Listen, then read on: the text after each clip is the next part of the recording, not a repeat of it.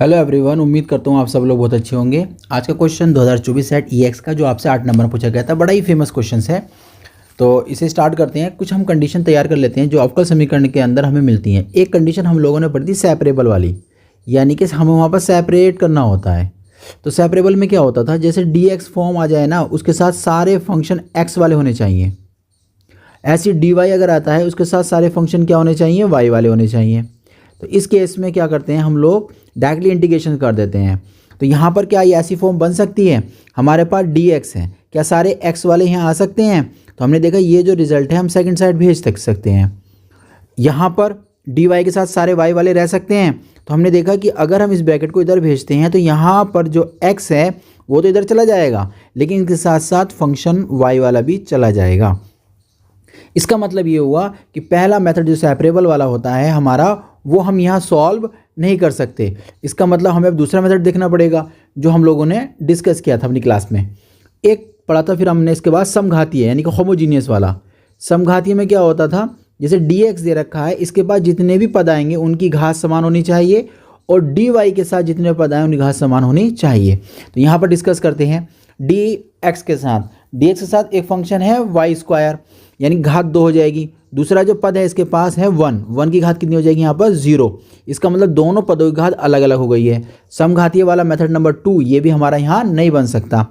तीसरी कंडीशन आती है हमारी रेखिक वाली, यानी जिसे हम लोग पढ़ते थे ना लीनियर में क्या होता था, अगर हम लोग डी वाई के साथ बनाना चाह रहे हैं तो इस तरीके डी वाई बनना चाहिए, P Y is equal to Q, ये वाली फॉर्म हमारी आनी चाहिए। यानी कि Y D Y upon D X अगर बन जाता है तो वाई एक बार आना चाहिए जिसकी घात 1 हो। अगर ये कंडीशन x में बनती है तो x एक बार आना चाहिए, फिर वो भी घात उसकी 1 होनी चाहिए। यहाँ पर हम लोग देखते हैं y है tan इनवर्स के साथ, इसका मतलब लीनियर y के टर्म्स में नहीं बन सकती क्योंकि tan इनवर्स जो है y रखता है। या ऐसे भी सोच सकते हैं कि यहाँ पर क्या आ गया, y का स्क्वायर आ गया, y की घात 1 नहीं आई है, तो y के पदों में लीनियर तो नहीं बन सकता। क्या अब x के पदों में लीनियर बन सकता है? तो हमने देखा कि यहाँ कंडीशन x की घात 1 तो ये रही और कहीं पर भी x नहीं है, इसका मतलब ये वाली कंडीशन हमारी बन सकती है। तो आइए हम स्टार्ट करते हैं। तो हमें क्या करना पड़ेगा, D Y upon D X बनाना पड़ेगा, यानी कि डी एक्स के बटे में डी वाई, ये जो टर्म है उठा के ले जाएंगे इसके बटे में। तो रिजल्ट आ जाएगा tan इनवर्स y बराबर x is equal to 1 plus Y square, और जो डी एक्स था इसके बटे में ये जो y था डी वाई वाला टर्म इधर आ जाएगा। इस वाले टर्म को ले जाएंगे उठा के इधर, क्योंकि हमें D X upon D Y को अकेला करना है। तो ये चला जाएगा इधर, जब ये इधर जाएगा तो एक बार जाएगा y के बटे में, tan इनवर्स के बटे में, और एक जाएगा x के बटे में। इधर बचा D X upon D Y. ऐसा करते हैं, इस वाले टर्म को पहले लिख देते हैं, इन टर्म को लिख देंगे बाद में। यानी कि इस इक्वेशन में हम सिर्फ पदांतर कर देते हैं, यानी कि पदों को अलग अलग कर देते हैं।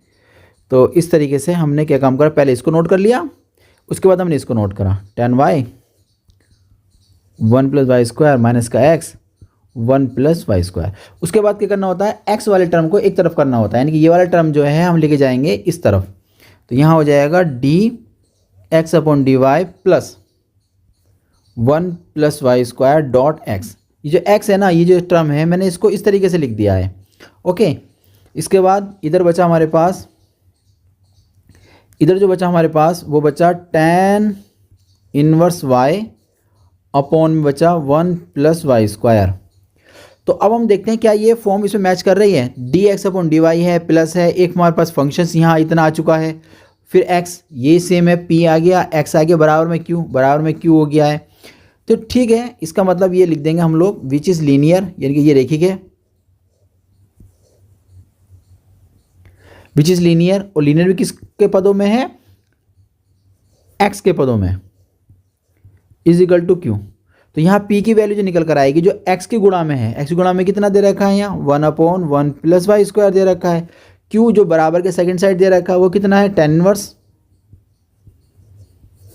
Upon 1 plus Y square. इतना हो जाने के बाद हमारा काम होता है आई एफ निकालेगा, यानी कि इंटीग्रेटिंग फैक्टर निकालने का काम। तो वो क्या होता है, इस तरीके से हम उसको निकालते हैं।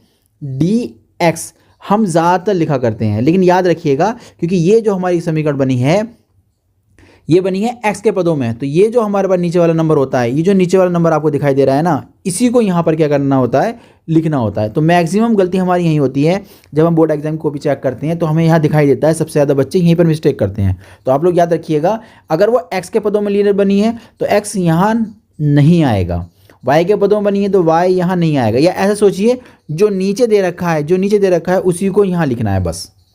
इसके बाद देखिए ई समाकलन, जो p है वो आपको दे रखा है इतना रिजल्ट, इसे नोट कर दीजिए 1/1 + y² dy, इसका रिजल्ट निकल कर आ जाएगा e की पावर, ये होता है फॉर्मूला हमारा tan इनवर्स का, tan इनवर्स y बन जाएगा।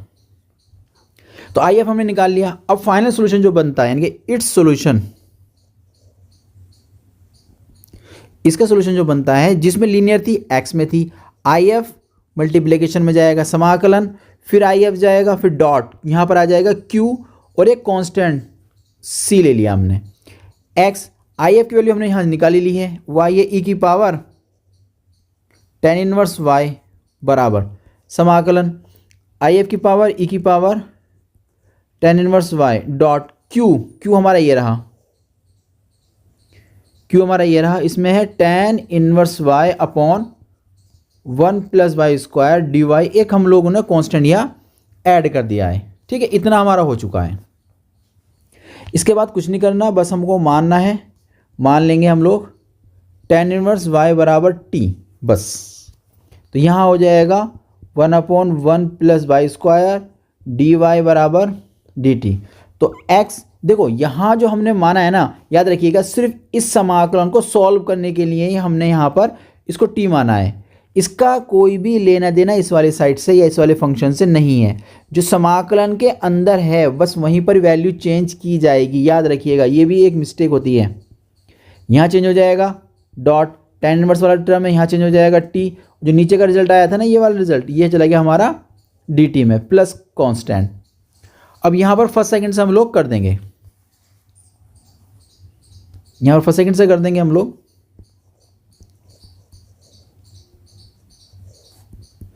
यहाँ पर हम लोगों ने इसको छोड़ दिया। चलिए मैं एक बार दिखा भी देता हूँ फॉर्मूला हम लोग कैसे यूज़ करते हैं। थोड़ा लेंथी सवाल हो जाएगा लेकिन आपकी समझ में आ जाएगा, उम्मीद करता हूँ। तो जिसको मैं छोड़ा था उसका समाकलन, जो हमारे दो फंक्शन मल्टीप्लिकेशन में आ जाते हैं और उनका हम किस तरीके से समाकलन करते हैं, उसी फॉर्मूले को हम लोगों ने यहाँ यूज़ कर लिया है। इसके बाद यहाँ बन जाएगा x e की पावर हो जाएगा tan इनवर्स y बराबर t। e की पावर t का मतलब है e की पावर t का समाकलन e की पावर t आ जाएगा। यहाँ t का अवकलन जो आ जाएगा 1 आ जाएगा, e की पावर t का समाकलन करेंगे तो वही की पावर t आ जाएगा और dt प्लस का c, यानी कि अब एक बार समाकलन हमें और भी करना है। तो x हो जाएगा e की पावर tan इनवर्स y बराबर t e की पावर t माइनस e की पावर t का समाकलन e की पावर t बनेगा और प्लस का कांस्टेंट। अब t का मतलब जो है वो आप रख दीजिए, t माना था अपने tan इनवर्स y को, तो यहाँ हो जाएगा t जहाँ है वह tan इनवर्स लिख देंगे, tan inverse y dot e की power tan inverse y minus e की power tan inverse y plus c। ये tan इनवर्स y है ना, पूरी समीकरण में से डिवाइड कर दीजिए, पूरी समीकरण डिवाइड कर दीजिए, तो हो जाएगा x। जब ये tan इनवर्स e की वाला टर्म इधर जाएगा तो ये वाला टर्म कैंसिल हो जाएगा, बचेगा कितना आपके पास tan इनवर्स y माइनस ये टर्म जब इधर जाएगा कट के कितना बचेगा 1 और प्लस c के अपॉन में आ जाएगा e की पावर tan इनवर्स y। अब बस एक लाइन और आपका आंसर आ चुका है। उम्मीद करता हूँ ये क्वेश्चन आपकी समझ में आ गया होगा। हम लोग मिलते हैं एक नए क्वेश्चन के साथ। अगर एक क्वेश्चन आपकी समझ में आ गया तो इस पर एक लाइक कर दिएगा ताकि हमारी भी, चलिए मिलते हैं नए क्वेश्चन के साथ।